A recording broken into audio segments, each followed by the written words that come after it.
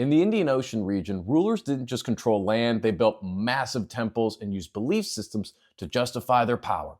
So, were religions shaping governments, or were governments shaping religion? Let's find out.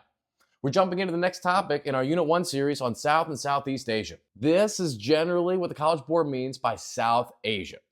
And this is generally what the College Board means by Southeast Asia. Here are 3 questions in today's video. Number 1, explain where Hinduism, Islam, and Buddhism spread in South and Southeast Asia, and how they shaped cultures in those regions. And number 2, explain how the various states in South and Southeast Asia's governments maintain political power. To answer that first question, we will need to classify these religions, and we'll do so in the following ways.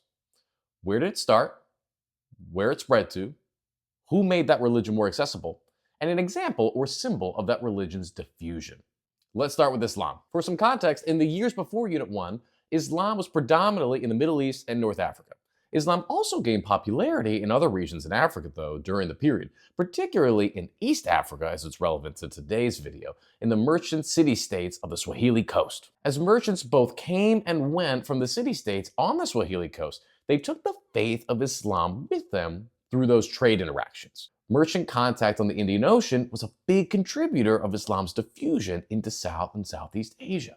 Another effort that contributed to the spread of Islam was the work of Sufi missionaries. Now, we did talk about them in our last video, but they were successful in converting low-caste Hindus in South Asia that were dissatisfied with the caste system in Hinduism. Beyond the spread of Islam from the Middle East to South Asia, we also see it take another step in spreading into Southeast Asia. In Indonesia today, in the 21st century, almost 90% of the people practice Islam. While the Middle East, the origin of Islam, is separated from Indonesia by an entire ocean. Just to be clear, Indonesia is like really far away from the Middle East. Like no one can actually just walk there, you know? That really speaks to its spread. Now, let's look at Hinduism. During Unit 1, Hinduism was the most prevalent in India. And truly, this has been a continuity throughout history into the 21st century. While not primarily a method of converting people outside of India, Hinduism's influence became stronger with the spread of the Bhakti movement. In the Bhakti movement, they prioritized a relationship with gods or a particular deity rather than many gods or ritualistic behavior. These practices sought to make it more personal and accessible, especially to people from lower social classes.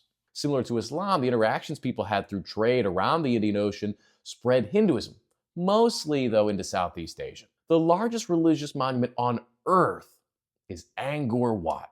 Angkor Wat is a Hindu temple complex that's over 400 acres in size. You would think that the most logical place, though, for that monument to be would be in India, because of how essential Hinduism is to that region. But it's not. It's in Cambodia, which means the biggest Hindu temple on earth isn't even in India. That speaks to the dramatic spread of Hinduism. Let's shift to Buddhism. Though Buddhism began in South Asia just like Hinduism did, a difference here is that Buddhism became more common outside of India than inside India. Buddhism famously spread through the Silk Road to East Asia, China, Korea, and Japan, but also into Southeast Asia as well through, you guessed it, trade. If you're noticing that trade keeps coming up, you've picked up on a trend here. One other avenue for the spread of Buddhism besides trade is a branch of the religion, Mahayanabuddhism. This branch of Buddhism contains a group called the Bodhisattvas, a figure who had achieved nearly enlightenment or nirvana, but chose to remain in the world to help others reach enlightenment. They acted as intercessors for ordinary people on their own Buddhist spiritual journeys, which made Buddhism more accessible to people in these regions. That brings us to the Borobudur Temple. Built with over 2 million blocks, this monument to Buddhism sits in central Java today in Indonesia. There are a few distinct patterns here. Number 1, trade is a huge source of spreading religions. And number 2, each religion had some sort of group, entity, or people that sought to make the religion more accessible to others outside of the culture or religion. For all this conversation about moving religions and cultures in the region, we haven't yet once taken a moment to talk about the various states that maintain political power with these religions. That is our other big question that we need to be able to answer. Up to this point, we have talked a lot about beliefs. Now let's talk about power. There are a lot of different Hindu Buddhist states in this topic to look at. For today, though, I'm only going to focus on these 2, the Vijayanagara Empire and the Srivijaya Empire. These have tangible connections to other parts of the class, which I think will be helpful to you later on. The Vijayanagara Empire was an empire in the southern part of modern-day India or South Asia.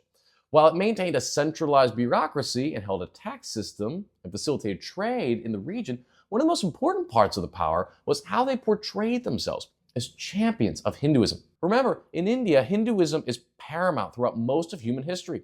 But at this point in history, we have the Delhi Sultanate to the north, which is an extension of the Islamic world. So in the same large landmass, we have one religion that's pushing for dominance in the north and a different religion pushing for dominance in the south. This gave the Vijayanagara Empire cultural validity and helped stabilize their control over their territory. The Srivijaya Empire was a whole different animal. As an empire, they maintained a tremendous amount of regional power. Merchants in the region would often sail to trade there to get access to valuable commodities like spices. But even if they were just sailing through the Straits of Malacca, they would have to pay taxes to the Srivijaya Empire. So even if you didn't opt to trade with them, you still would have to pay them, which got expensive. They managed all of this through a strong bureaucratic government that was supported by the religion of Buddhism.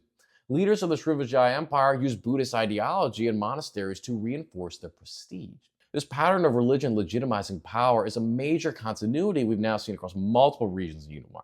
Here's a quick recap of what we covered in today's video. Islam spread around the Indian Ocean region. Hinduism spread to Southeast Asia, and Buddhism spread to East Asia and Southeast Asia, all mostly on trade routes. Governments in empires such as the Vijayanagara and Srivijaya both had significant political power, but used cultural unity around religion to justify and support their political power. Check out a free resource for this video in the description below, and then dive into my other Unit 1 videos. Have a great day!